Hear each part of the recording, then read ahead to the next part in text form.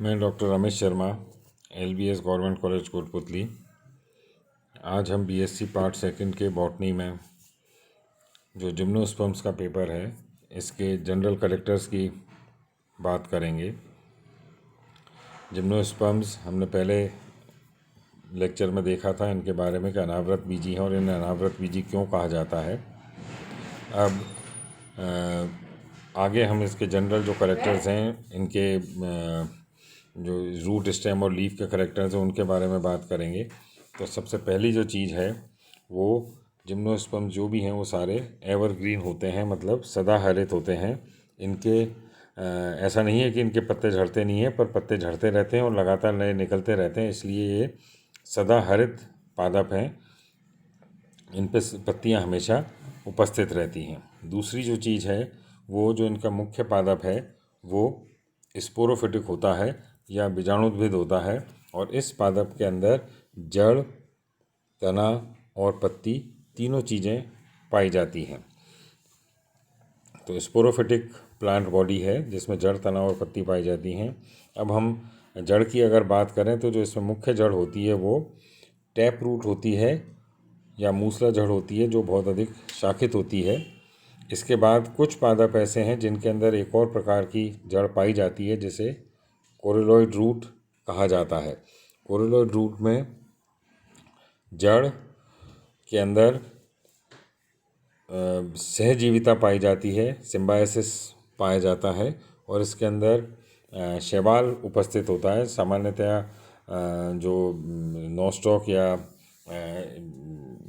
जो वैरायटीज़ हैं, जो कि वो शैवाल हैं जो नाइट्रोजन फिक्सेशन का काम करते हैं, वो इनके अंदर पाए जाते हैं, और इनकी एक पर्टिकुलर लेयर रहती है जिसके अंदर ये शैवाल पाए जाते हैं।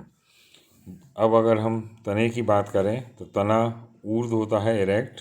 दूसरा वुडी या काष्ठी है, और कुछ पादप हैं जैसे कि जेमिया, इसके अंदर तना ट्यूबरस होता है या कंदिल होता है, और ये जब तना इरेक्ट होता है, वुडी होता है, तब ये बहुत जो सबसे बड़े पादप हैं, सबसे ऊंचे पादप हैं पृथ्वी पर उपस्थित जीवित, उनमें जिम्नोस्पर्म्स ही हैं। वो पादप हैं जो बहुत लंबे होते हैं, 100 मीटर तक इनकी लंबाई होती है। और दूसरी तरफ जेमिया जो पादप है वो उसका तना ज़मीन के अंदर पाया जाता है और बहुत ही छोटा कंदनुमा पादप होता है, और इसकी पत्तियां केवल बाहर दिखाई पड़ती हैं।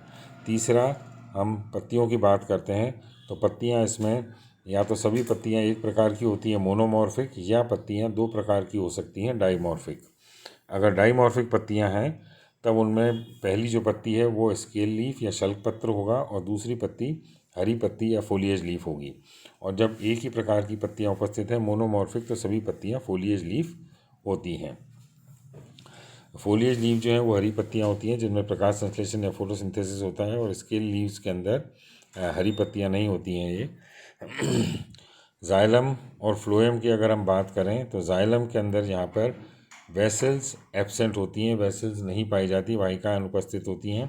और फ्लोएम के अंदर कंपेनियन सेल्स या सह कोशिकाएँ अनुपस्थित होती हैं।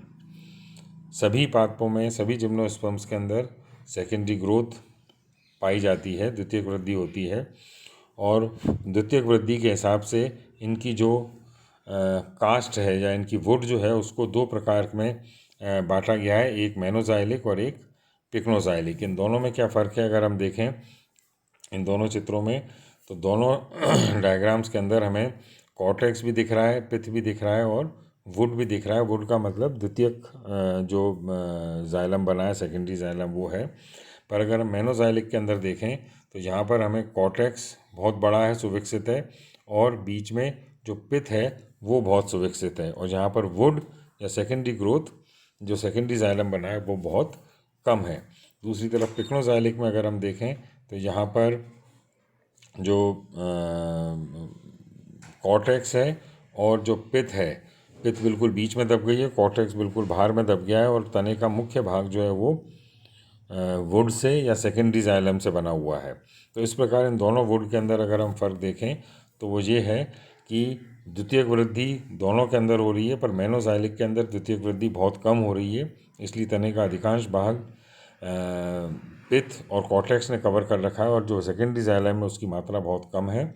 और दूसरी तरफ पिक्नोजाइलिक के अंदर सेकेंडरी ग्रोथ बहुत ज़्यादा होने से कॉर्टेक्स बाहर दब गया है, पित्त बीच में दब गया है, और अधिकांश भाग तने का वो वुड ने या सेकेंडरी जाइलम ने ले रखा है। तो इस प्रकार ये आज हमने जो जिम्नोस्पर्म के जनरल कैरेक्टर्स हैं, जड़, तना और पत्ती के बारे में, उनके बारे में बात की।